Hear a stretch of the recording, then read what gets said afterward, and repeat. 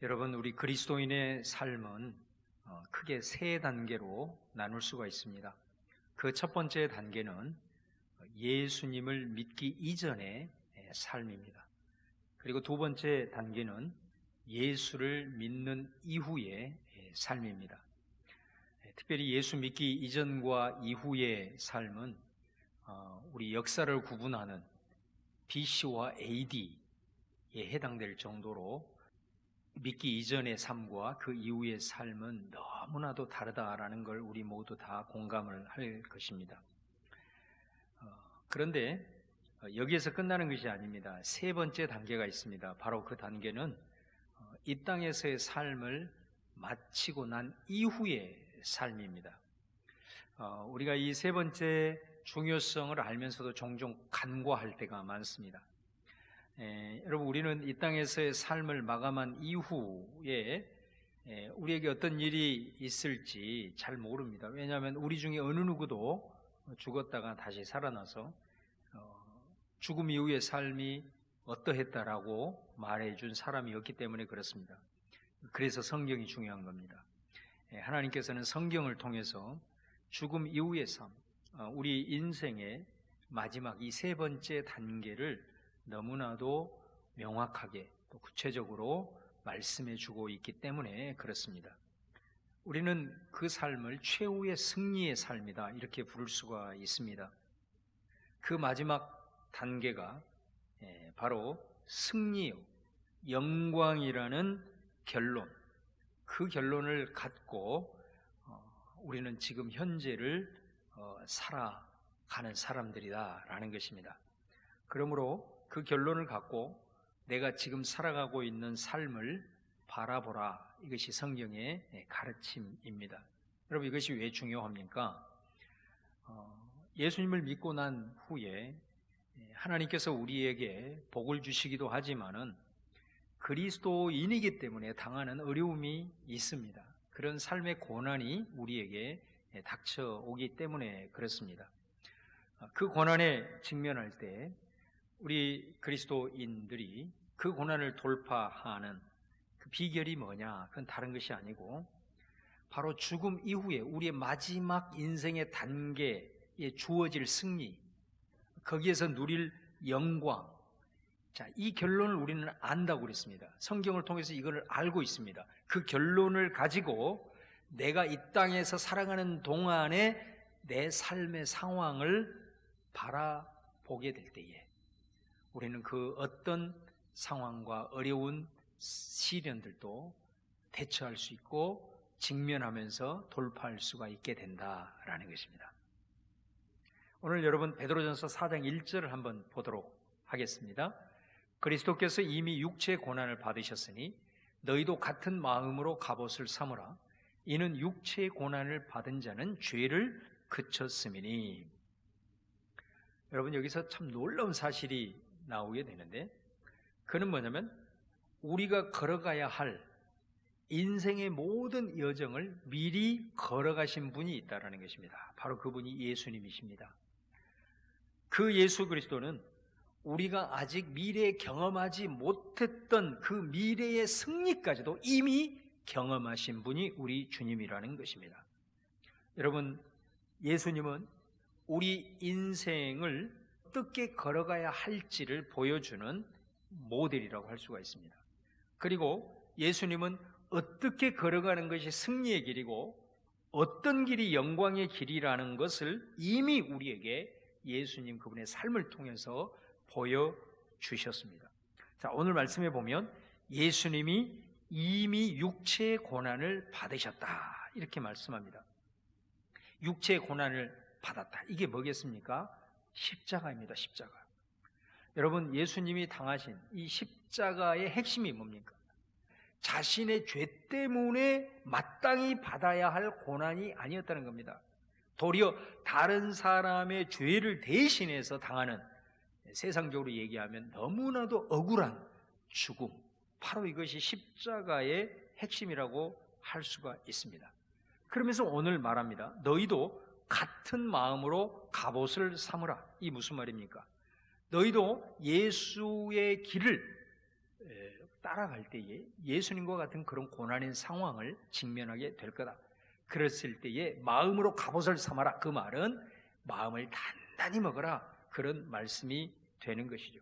그것을 이상한 일처럼 여겨서는 안 된다라는 말씀입니다. 그러면서 이렇게 말씀합니다. 이는 육체의 고난을 받은 자는 죄를 그쳤음이니, 이렇게 말합니다. 예수님이 육체의 고난, 다시 말하면 십자가를 지셨습니다. 십자가의 길을 걸어가셨습니다. 그런데 그 십자가가 어떤 역사를 이루었느냐? 오늘 말씀에요. 죄를 그쳤다. 죄를 그치게 했다. 이렇게 말씀을 합니다. 그 말은 죄의 영향력을 박살냈다는 겁니다. 죄가 더 이상 주장하지 못하도록 했다라는 것입니다. 여러분, 예수님께서 십자가를 통해서 죄를 이기셨습니다. 죄의 권세를 박살냈습니다. 그러므로 예수님을 따르는 우리들도 무엇을 통해서? 십자가를 통해서 죄로부터 우리는 승리할 수 있게 된다라는 것입니다.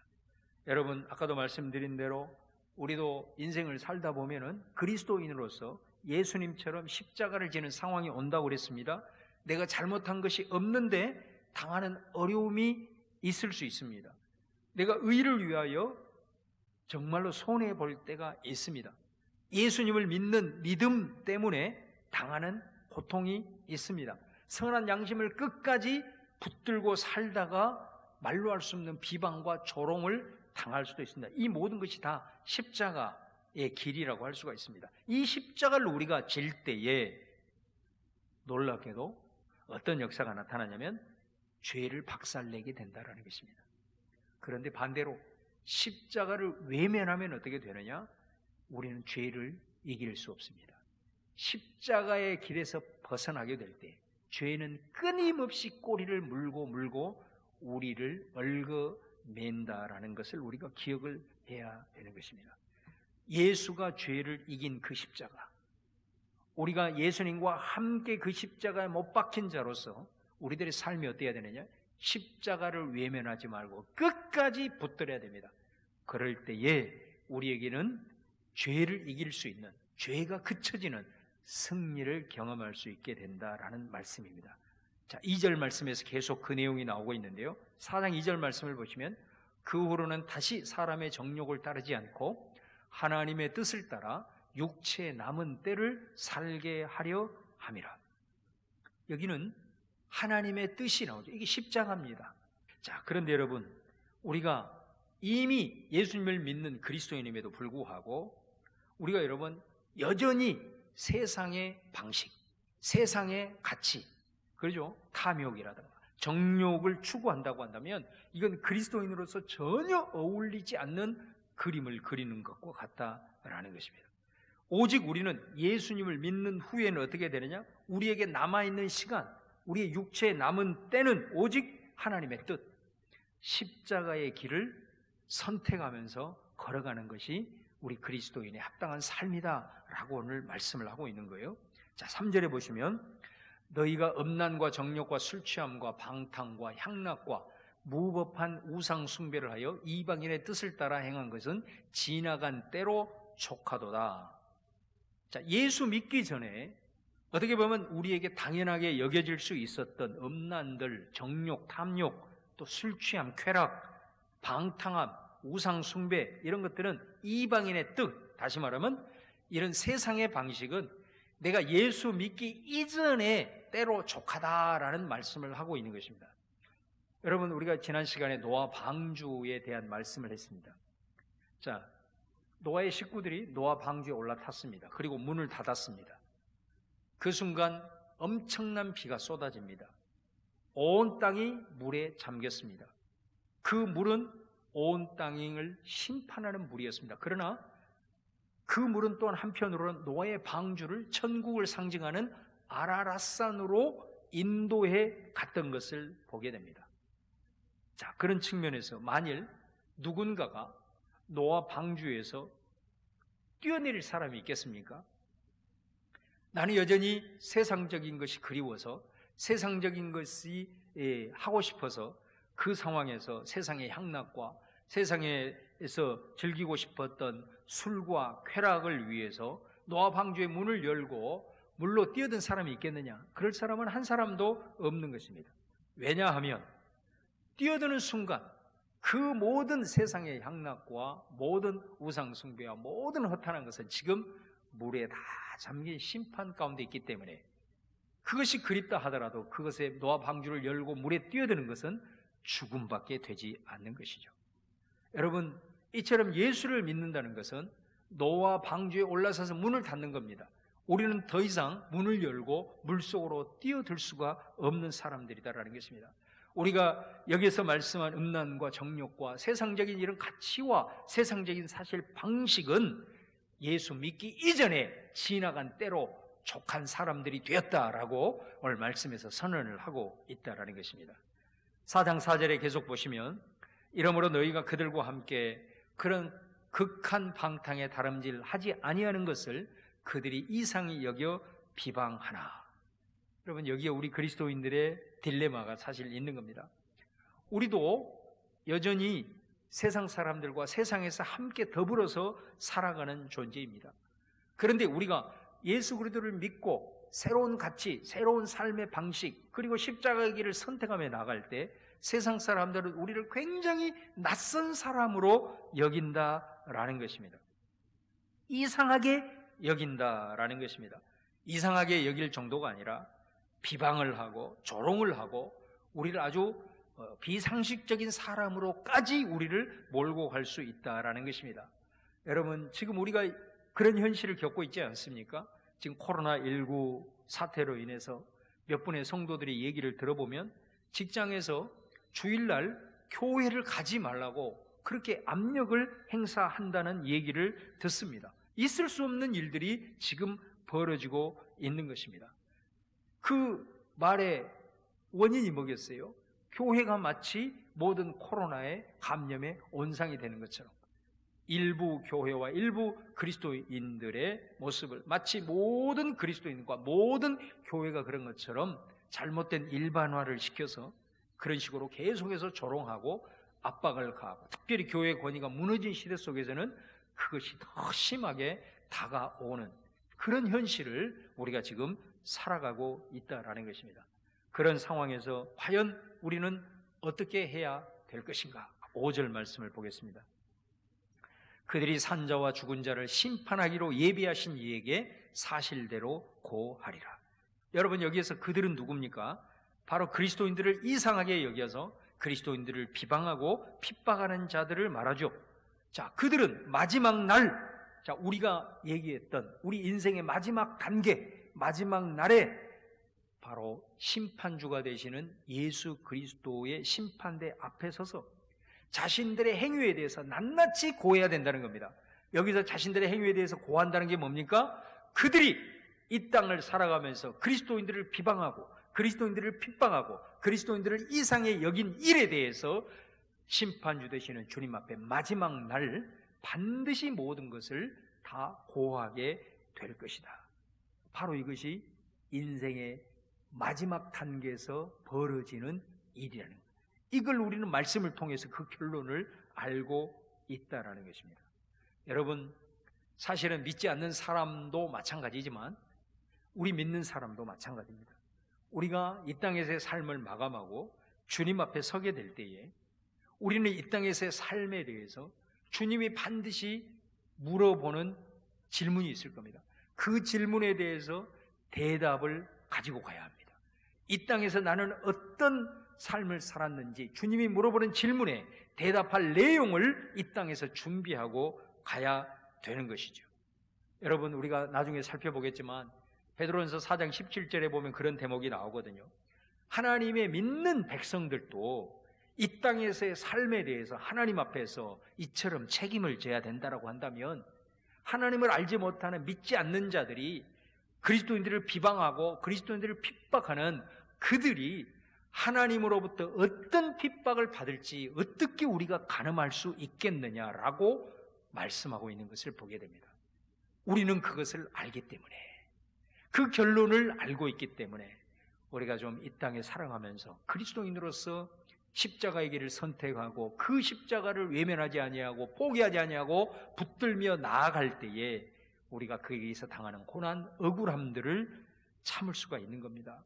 그리고 오히려 그런 일들을 행하는 저들을 오히려 불쌍히 여길 줄 아는 마음의 여유가 생기고 오히려 그들을 위해서 중보할 수 있는 힘이 바로 이 오늘 말씀에서 나오는 이 5절의 인생의 마지막 단계에서 이루어질 결론을 우리가 알고 있기 때문이다라는 것입니다. 자, 마지막 6절 말씀을 하나 더 보시면 이를 위하여 죽은 자들에게도 복음이 전파되었으니 이는 육체로는 사람으로 심판을 받으나 영으로는 하나님을 따라 살게 하려 함이라. 여러분, 여기에서 이를 위하여 죽은 자들에게도 복음이 전파되었다. 여러분, 이 말씀을 잘 이해해야 됩니다. 이 말을 우리가 문자적으로 그대로 받아들이게 되면 죽은 자들도 다시 회개할 수 있는, 다시 복음을 들을 수 있는 기회가 있지 않은가. 그래서 가톨릭에서 이 연옥교리에 대한 증거 구절이 될 수 있습니다. 그런데 여러분, 여기에서 이 죽은 자들은 누구를 가리키느냐면 이미 예수님을 믿고 죽은 자들을 가리키는 겁니다. 그래서 이 말씀의 의미는 뭐냐면 이들이 살아있을 때 이미 이들에게 전파된 복음을 영접함으로써 살다가 죽음을 맞이하는 자들을 가리키는 것이다, 이 말입니다. 자, 그런데 뭐라고 말했냐? 그들이 육체로는 사람으로 심판을 받으나, 이렇게 말씀을 합니다. 여러분, 이 말은 무슨 말이냐면 이들이 살아있을 때 인간의 기준으로 보면, 다시 말하면 세상의 관점으로 보면 마치 그들의 삶이 심판을 받는 것처럼 보인다라는 말씀의 의미입니다. 여러분, 이 말씀을 이해하시겠습니까? 자, 예를 들면 이런 것입니다. 우리 잘 아는 히브리서 11장에 보면은 믿음의 선진들의 예들이 나옵니다. 거기에 보면 믿음을 지키기 위해서 고문을 받습니다. 고문을 받는데 그 고문 속에서도 구차히 풀려나기를 원치 않는다, 이런 표현들이 나옵니다. 더 나아가서 히브리서 11장 36절에서 38절을 한번 읽어보겠습니다. 믿음을 지키기 위해서 이 땅에서 믿음의 선진들이 어떤 삶을 살았는지, 또 어떤 이들은 조롱과 채찍질 뿐 아니라 결박과 옥에 갇히는 시련도 받았으며 돌로 치는 것과 톱으로 켜는 것과 시험과 칼로 죽임을 당하고 양과 염소의 가죽을 입고 유리하여 궁핍과 환난과 학대를 받았으니 이런 사람은 세상이 감당하지 못하느니라. 그들이 광야와 산과 동굴과 토굴에 유리하였느니라. 여러분, 예수님을 믿다가 이런 고난을 당했습니다. 참 우리가 상상하기 힘든 이런 고난 아니겠습니까? 정도의 차이는 있지만 이런 모든 그리스도인들이 이런 십자가의 삶에 노출이 된다라는 겁니다. 자, 이런 삶을 살다가 그들이 죽었어요. 그랬을 때 오늘 말씀에 사람을, 육체로는, 사람으로는, 다시 말하면 세상의 관점에서는 그들을 어떻게 평가하냐면 좀 속된 말로 개죽음 당했구나. 저렇게 되려고 예수 믿었나? 우리에게 주어진 한 세상 꼭 저렇게 살아야만 했나? 복도 지지리도 없네. 세상은 그렇게 판단을 한다, 그런 말씀이에요. 여러분, 당시 초대교회 때 이런 엄청난 그리스도인들이 믿음 때문에 예수 그리스도를 믿는 그 믿음으로 인해 이런 십자가의 고난에 노출이 되었을 때 굉장히 흔들리는 그리스도인들이 많았습니다. 그랬을 때에 좀 초기 서신이지만 데살로니가 전서 4장 14절 17절은 바울이 그런 소리를 세상으로부터 듣고 흔들리는 그리스도인들을 향하여 이렇게 말씀합니다. 우리가 예수께서 죽으셨다가 다시 살아나심을 믿을진데 이와 같이 예수 안에서 자는 자들도 하나님이 그와 함께 데리고 오시리라. 우리가 주의 말씀으로 너희에게 이것을 말하노니 주께서 강림하실 때까지 우리 살아남아 있는 자도 자는 자보다 결코 앞서지 못하리라. 주께서 호령과 천사장의 소리와 하나님의 나팔 소리로 친히 하늘로부터 강림하시리니 그리스도 안에서 죽은 자들이 먼저 일어나고 그 후에 우리 살아남은 자들도 그들과 함께 구름 속으로 끌어올려 공중에서 주를 영접하게 하시리니 그리하여 우리가 항상 주와 함께 있으리라. 여러분, 이게 무슨 말씀입니까? 예수를 믿고 이 땅을 살아가는 동안 하나님께서 우리에게 은혜와 은총과 또 세상적으로 평가되어지는 그런 복도 주십니다. 그런데 그리스도인으로서 당하는 십자가의 길이 있습니다. 고난이 있을 수 있다는 것입니다. 자, 어떤 이들은 정말 이 땅에서 빛을 보지 못하고 외롭게 살아가는 믿는 그리스도인들도 있습니다. 어떤 사람은 이 땅을 살아가면서 아주 가난하게 정말로 그런 삶을 살아가다가 생을 마치는 사람들도 있습니다. 오늘 이 히브리서 11장의 말씀처럼 어떤 사람들은 죽음 자체가 정말로 비참하게 죽음을 맞이하는 하나님의 사람들이 있을 수 있습니다. 자, 그때에 육신으로는, 인간적인 관점으로는 저들이 저주받았구나, 심판을 받았구나, 이렇게 여긴다는 겁니다. 자, 그런데 오늘 말씀 그 다음 구절에 뭐라고 얘기합니까? 영으로는 하나님을 따라 살게 하려 함이라. 자, 이 말은 쉽게 얘기를 하면 영으로는 하나님을 따라, 이 말은 하나님의 입장에서 보면 그런 뜻입니다. 세상에서 관점에서 보면 그런 삶이 심판처럼 보이고 저주스러운 삶으로 보이지만은 하나님의 입장에서 보면 어떻다는 것입니까? 바로 그것이 위대한 승리의 삶이라는 거죠. 그것이 영광스러운 길이었다라는 것입니다. 왜요? 우리는 아는 것입니다.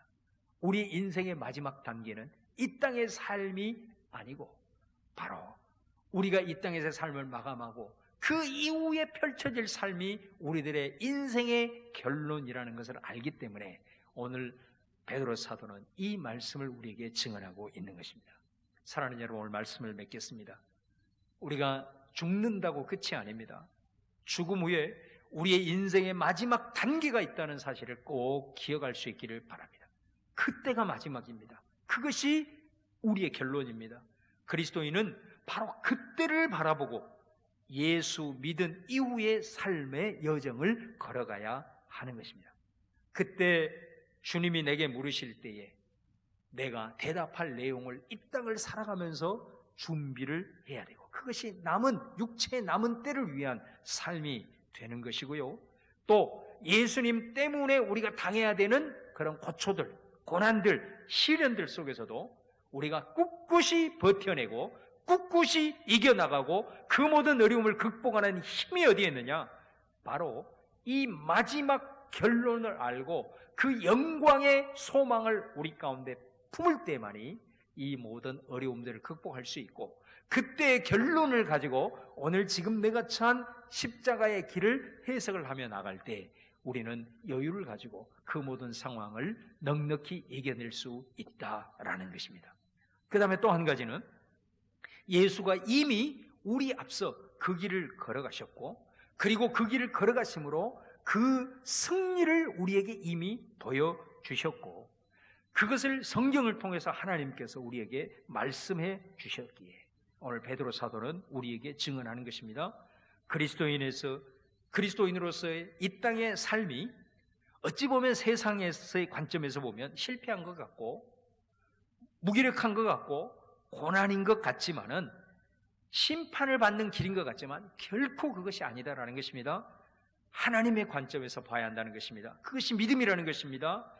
이미 우리는 승리한다는 결론을 갖고 사는 사람들입니다. 우리는 이미 죽음 이후에 어떤 영광을 우리가 받을지를 말씀을 통해서 이미 알고 있는 사람들입니다. 그러기에 우리에게 닥치는 고난, 선한 양심을 품고 살다가 당하는 비방, 그리고 십자가를 선택함으로 겪는 시련 속에서도 우리는 넉넉히 이겨낼 수 있게 된다라는 것을 오늘 베드로 사도는 다시 한번 우리에게 강조를 하고 있습니다. 사랑하는 성도 여러분, 지금 우리가 살아가고 있는 이 현실에 모든 것이 엮여서 참 그리스도인으로서 살아가기 너무나도 힘든 시기를 우리가 지금 살아가고 있습니다. 정말로 그 상황 속에서 그 믿음을 지켜가면서 오늘 말씀을 붙들고 살아가려고 애를 쓰는 여러분들, 정말 오늘 말씀을 통해서 여러분 힘을 얻을 수 있기를 바랍니다. 우리 찬양의 가사에서처럼 이 또한 지나가리라, 이 또한 넘어가리라. 우리가 어떤 어려움 속에서도 이 십자가를 포기하지 아니하고 이 십자가를 붙들므로 말미암아 우리의 마지막 때에 그 영광과 승리를 우리에게 주시는 하나님께 찬양과 경배를 올려드리는 우리 모든 성민의 가족들 되시기를 다시 한번 주님의 이름으로 축원합니다.